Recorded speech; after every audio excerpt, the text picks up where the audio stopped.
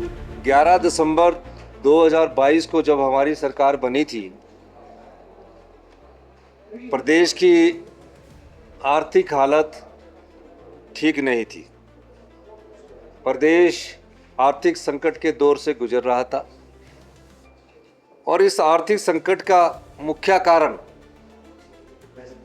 Bharatiya Janata party द्वारा चुनावों से पहले जो फ्री वीज बांट दी गई, ये उनका मुख्य कारण था। और इसके पीछे जब सभी के बिजली बिल माफ कर दिए गए और प्रत्येक परिवार को 125 यूनिट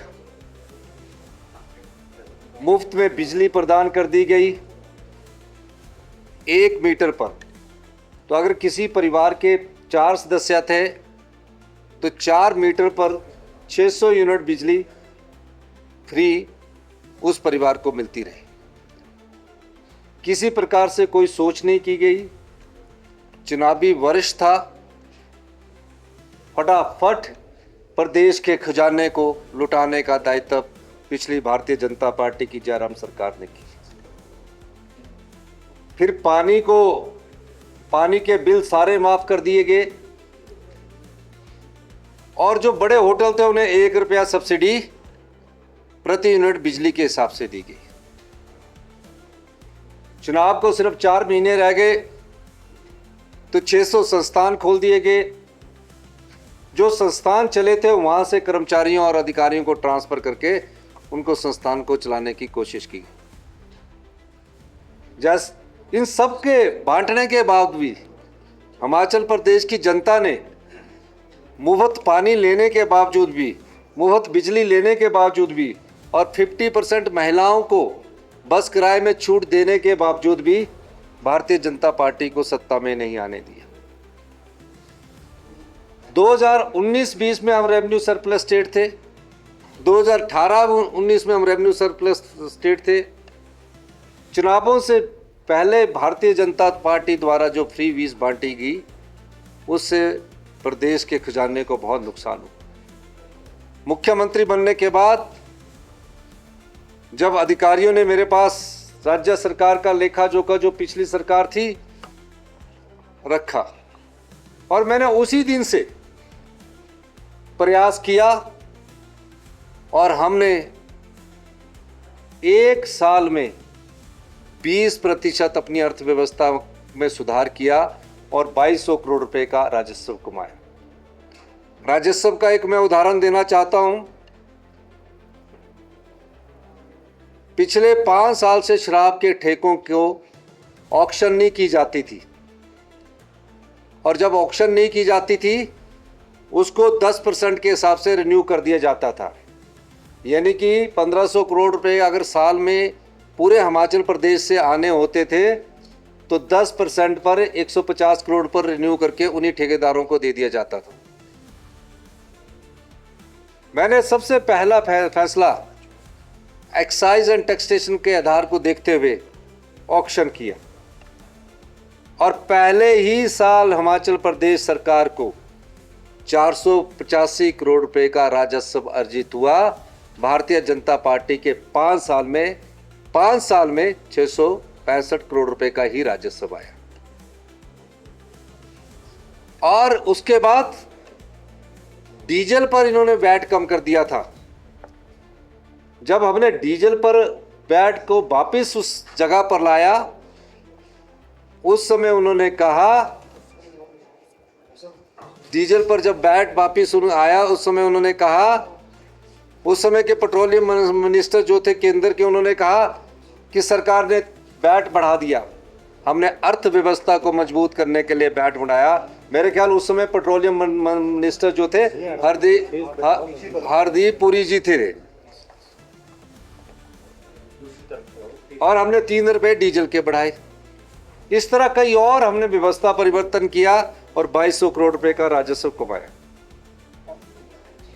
और फिर हमने अपने सरकारी कर्मचारी और अधिकारियों को जो हमने राजस्व बढ़ाया था, जो हमने सुधार कदम उठाए थे, उसमें हमने पहली ही कैबिनेट में सरकारी कर्मचारियों को ओल्ड पेंशन स्कीम दी। हमने उसमें व्यवस्था की बजट की, क्योंकि जो पैसा जनता का लुटा दिया जाता था उसके माध्यम से जो हमने शराब के माध्यम से 450 करोड़ कमाया, वो हमने ओल्ड पेंशन स्कीम के तहत उन कर्मचारियों की रिटायरमेंट के लिए लगाया जो बेचारे आज रिटायर होकर, जिनको 10,000 रुपया पेंशन मिलनी थी, आज वो 25 और 50,000 रुपया पेंशन प्राप्त कर रहे हैं। हमने अपने 5 गारंटियां पूरी की। जो महिलाएं डिजर्व करती थी उन्हें हमने 1,500 रुपया दिया। ये सब अपने संसाधन एक वर्ष में जो 2200 करोड़ कमाया उसमें से दिया। फिर हमने कहा कि हिमाचल प्रदेश आत्मनिर्भर कैसे बनेगा। हमने कुछ कड़े फैसले किए और व्यवस्था परिवर्तन के माध्यम से आत्मनिर्भर हिमाचल प्रदेश की नींव पहले बजट में रखी।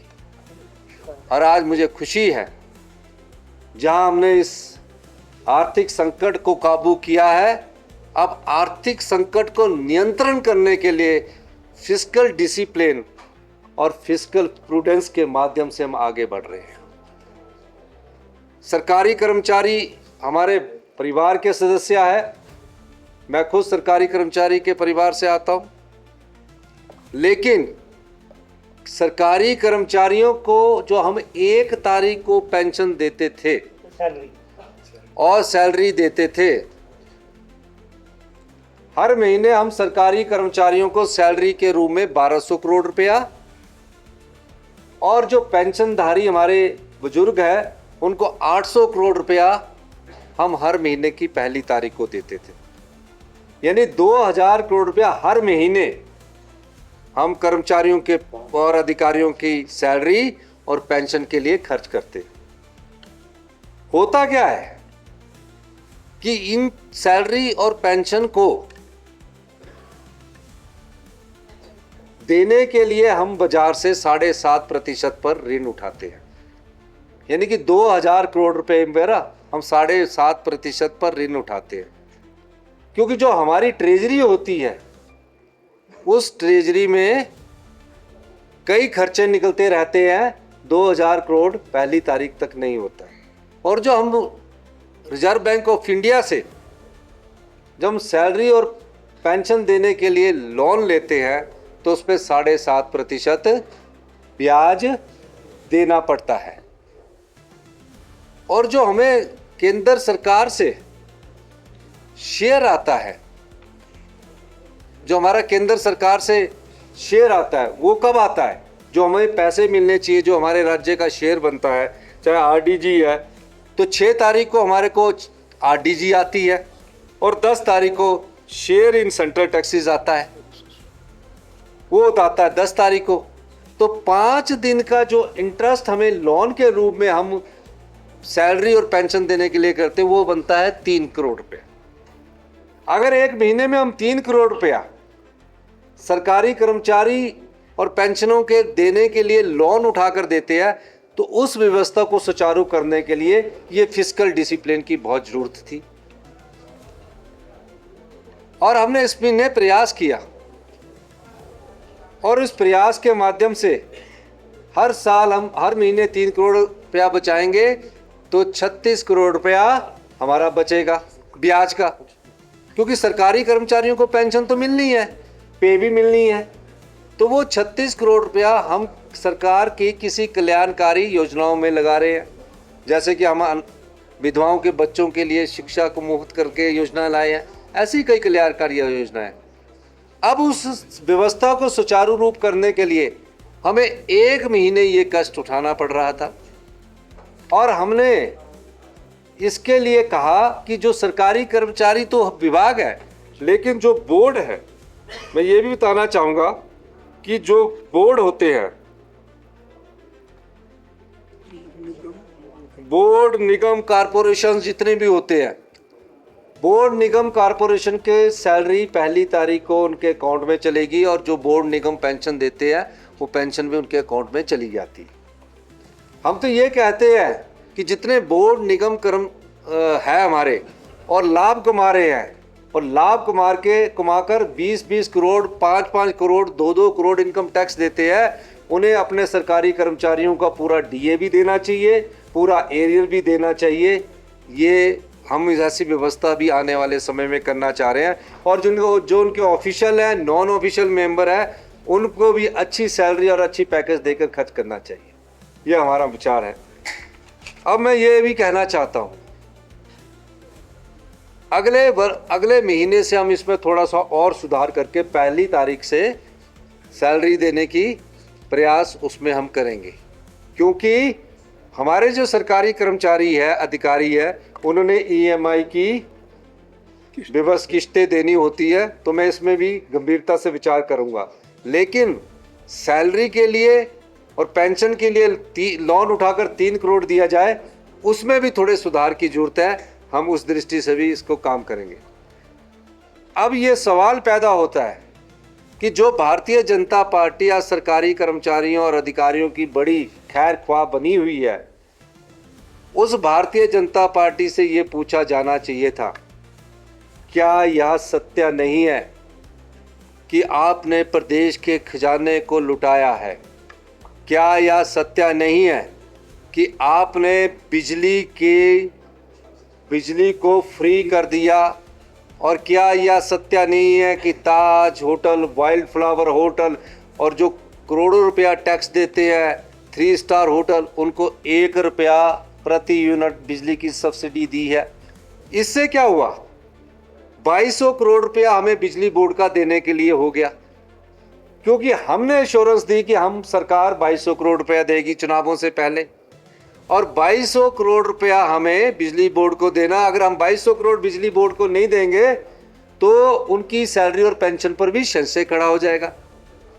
हमने 1 सितंबर से फैसला किया कि जितने भी होटल है जो इनकम टैक्स भी देते हैं, उनकी बिजली की 1 रुपये की सब्सिडी को विड्रॉ कर लिया है।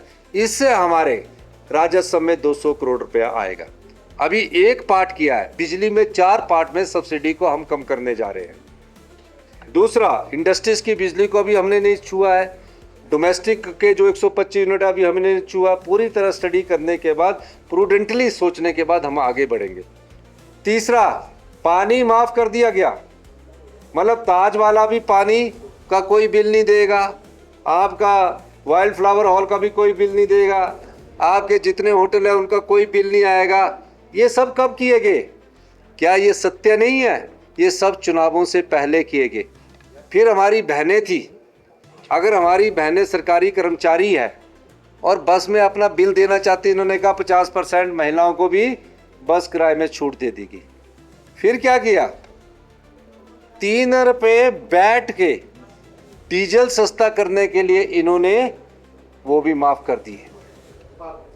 जो राज्य रेवेन्यू सरप्लस 2018-19 में था, जिस समय सरकारी कर्मचारियों की डीए की लायबिलिटी दी जानी चाहिए थी, डीए का एरियर दिए जाना चाहिए था, उस लायबिलिटी को और डीए के एरियर को सरप्लस होकर भी नहीं दिया गया और हमारे पास छोड़ दिया गया। हमने पहले स्तर पर 75 साल से ऊपर के सभी पेंशनधारियों के एरियर को 2 स्टेजेस में बांटने की बात की है। ये प्रदेश की जनता को जानना जरूरी है। सरकारें आती है, सरकारें चली जाती है, मुख्यमंत्री आते हैं, मुख्यमंत्री जाते हैं। मैंने ये इसलिए 40 साल में पहली बार जनता के सामने लाया, क्योंकि जनता को पता होना चाहिए ये संपत्ति आपका है, ये खजाना आपका है। चुनावों से पहले जो भी राजनीतिक दल इसको लुटा देता है, तब प्रदेश में इस प्रकार के हालात पैदा होते हैं। और ये हमारा 19 महीने की सरकार के कठिन परिश्रम है। कई लोगों को हमारी बात से नाराजगी भी मिली होगी, पत्रकार बंधु भी गुस्से में आए होंगे, लेकिन मैं एक चीज़ कहना चाहता हूँ कि हम प्रदेश के हित में जो भी होगा हम सही फैसला करेंगे। किसी कर्मचारी का अहित हम नहीं देख सकते, और इसीलिए हम कर्मचारियों की जो डीए है, हमने उनसे प्रार्थना की है कि आप, इस समय हमारी अर्थव्यवस्था पटड़ी पर आई है, अगर हम इसमें को थोड़ा सा भी ड्रिल कर देंगे, थोड़ा सा भी इसमें से कुछ ऐसी चीज़ें निकाल देंगे, तो हमारी अर्थव्यवस्था फिर नीचे की तरफ जाएगी। 6 महीने के अंदर हमें अर्थव्यवस्था में जो सुधार हुआ है और जो तेजी से सुधार आ रहा है वो प्रदेश के हित में है। 2027 तक मैं जयराम ठाकुर जी को कहना चाहता हूं कि मैंने ये कहा कि हम आत्मनिर्भर हिमाचल बनाएंगे और 2032 तक, वो मुझे बार बार कहते हैं कि क्या बोल रहे हैं, तो मैं आज स्पष्ट कर देना चाहता हूं कि 2032 तक हम हिमाचल प्रदेश को हिंदुस्तान का सबसे समृद्धशाली और अमीर राज्य बनाएंगे। मैं ये इसलिए कहना चाह रहा हूँ कि जयराम जी आके स्टेटमेंट कुछ और देते हैं, बाहर कुछ और स्टेटमेंट देते हैं, कहते हैं कि आर्थिक संकट। मैंने कभी नहीं कहा आर्थिक संकट, पिछले साल कहा, पिछले साल आर्थिक संकट था। अब हमें फाइनेंशियल प्रूडेंस और फाइनेंशियल डिसिप्लिन की जरूरत है। ये डिसिप्लिन के तहत लिए गए फैसले हैं और मैं हिमाचल के सरकारी कर्मचारियों को और 22 लाख और परिवार है जिसमें बागवान है, किसान है, महिलाएं हैं, हम कहना ये चाहते हैं कि हम जो फैसले ले रहे हैं उससे आज शिक्षा के स्तर में हम 21वें स्थान पर पहुंच गए हैं। 5वीं का बच्चा दूसरी की किताब नहीं पढ़ सकता। क्वालिटी एजुकेशन देना चाहते हैं, क्वालिटी हेल्थ सिस्टम को डेवलप करना चाहते हैं, क्वालिटी फूड देना चाहते हैं, क्वालिटी लाइट देना चाहते हैं, क्वालिटी इंफ्रास्ट्रक्चर देना चाहते हैं। तभी ये आत्मनिर्भर हिमाचल बनेगा और समृद्धशाली हिमाचल प्रदेश बनेगा। ये मैं कहना चाहता हूँ। तो कल उनकी सैलरी रिलीज हो जाएगी जो हमारे सरकारी कर्मचारी अधिकारी है। मैंने आपको कहा कि हम 5 दिन का लोन लेके 3 करोड़ ब्याज हम आरबीआई को क्यों दें? ये फिस्कल डिसिप्लिन में आया है, तो इसलिए वो जो सरकारी विभाग है उनकी सैलरी रुकी है। बोर्ड कॉरपोरेशन के सभी विभागों की सैलरी 1 तारीख को मिल चुकी है और जो पेंशन है वो उनको 10 तारीख की मिलेगी। और अगले महीने से हम प्रयास करेंगे, क्योंकि सरकारी कर्मचारियों की ईएमआई होती है, बच्चों की फीस होती है, इस चीज़ को ध्यान में रखते हुए कि हमारी जो ट्रेजरी है वो खाली ना हो और अगले महीने उनको पहले से ही सैलरी मिलने का प्रबंध किया जाएगा। ये हम कोशिश करेंगे। ये सब चीज़ें तो पत्रकारों के लिए अच्छी लगती है, ऐसी कोई नहीं है। सिर्फ ये फाइनेंशियल डिसिप्लिन की बात है। जो पिछले साल हमारा इकोनॉमिक क्राइसिस था उसको हमने पार कर लिया। और 2 और कारण बताता हूँ। आपदा के बाद भारत सरकार की टीम यहाँ आई। आपदा के बाद स्टेट को रिकंस्ट्रक्ट करने के लिए पैसा मिलता है। जो स्टेट सेंटर शेयर्स होते हैं उसका एक हिस्सा आपदा के लिए रखा जाता है। अभी तक हमने 9300 करोड़ रुपए का पीडीए ने पोस्ट डिजास्टर नीड असेसमेंट दिया, तो अगर वो हमें अभी तक नहीं मिला और जो एनपीएस के सरकारी कर्मचारियों के, जिसमें सरकारी कर्मचारियों का अंशदान है, हिमाचल प्रदेश सरकार का अंशदान है, वो 9200 करोड़ रुपया पेंशन रेगुलेटरी फंड के पास पड़ा हुआ है, वो नहीं मिला। एक और केस हमने जीता है, एक केस हमने जीता है जिसमें बीबीएमबी का जो 2011 से पहले का एरियर है, जिसमें हमें अवार्ड हो गया 4300 करोड़ रुपया, वो नहीं मिला है, जिसकी 11 सितंबर को डेट लगी है। तो हम ये कहना चाहते हैं कि हम हिमाचल के अधिकारों के लिए और हिमाचल की जनता के लिए लड़ाई लड़ रहे हैं। अगर यही मिल जाए तो हम तो वैसे समृद्धशाली हो गए। क्यों रोका जा रहा है? जयराम ठाकुर जी दिल्ली जाते हैं और रुकवा के आ जाते हैं कि अभी कुछ समय के लिए इसको रोका जाए। मेरा ये मानना है कि हम सब लोगों को प्रदेश के हित में, समाज के सभी वर्गों को प्रदेश के हित में अगर कहीं थोड़े कड़वे फैसले लेने पड़ते हैं तो हमारी युवा पीढ़ी का भविष्य सुनिश्चित होगा, हमारे बच्चों को अच्छी शिक्षा मिलेगी, हमारे हेल्थ के संस्थान अच्छे होंगे और तब हम इस प्रदेश को आत्मनिर्भर बना सकते हैं और गरीब की आवाज़ के पास हमारी आवाज़ पहुंचेगी, गरीब के पास विकास की रोशनी पहुंचेगी। अब आपदा प्रभावित में 22,000 परिवार सड़कों पे आ गए। केंद्र सरकार तो 1.5 लाख रुपया देती है, 1.5 लाख से घर बनता है। हमने अपने संसाधनों से 7 लाख रुपए दिया, 4500 करोड़ रुपए का आपदा राहत पैकेज दिया। हम अपनी मेहनत से अपने बूते पर काम करके अपने पैरों पर खड़ा करना ही हमारा लक्ष्य है। जनता की सेवा करनी है। मुझे ये नहीं देखना कि मैं कितना पॉपुलर हूँ। हमको जनता ने सेवा का मौका दिया, दोबारा मौका दिया है। जिस प्रकार से इन्होंने अभी हमारी सरकार गिराने की किया तो जनता ने मौका दिया और मैं सच्चे मन से हम लोग जनता की सेवा करना चाहते हैं। हमारी सरकार के मंत्रिमंडल और विधायक सभी सच्चे मन से सेवा करना चाहते हैं। आज आप हॉस्पिटल में जाइए, क्या हाल है हॉस्पिटल में? आपसे पूछता हूँ, कैजुअलिटी में जाइए, एक बेड पर 2 लेटे हुए हैं। एक नर्स को 12 पेशेंट देखने पड़ते हैं। वो बेचारी नर्स 12 पेशेंट कैसे देखेगी? क्योंकि आपने सुधार किया ही नहीं। जितने आपके समय में 5 साल में जो बच्चे लगने चाहिए थे वो सब कोर्टों के चक्कर काट रहे हैं। ये गवर्नेंस नहीं थी। अच्छे शासन के लिए अच्छे प्रशासन का भी होना जरूरी है। और पॉपुलैरिटी वो देखते हैं जो चुनावों की फिक्र करते हैं। हम जनता की सेवा की फिक्र करते हैं, हम इसमें है।